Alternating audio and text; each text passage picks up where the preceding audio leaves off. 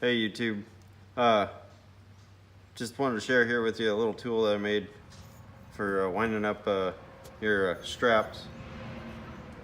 It's 1/4 inch slot, about 6 inches or so, a little bit longer than the strap.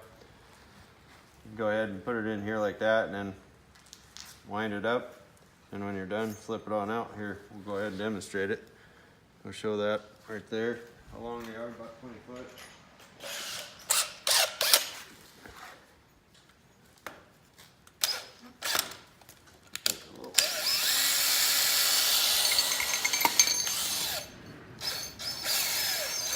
I'd go too fast, get a little carried away, but get the point there.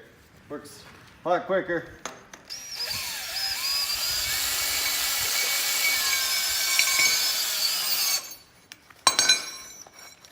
There you have it. Pretty simple little tool. Please subscribe. Thanks for watching.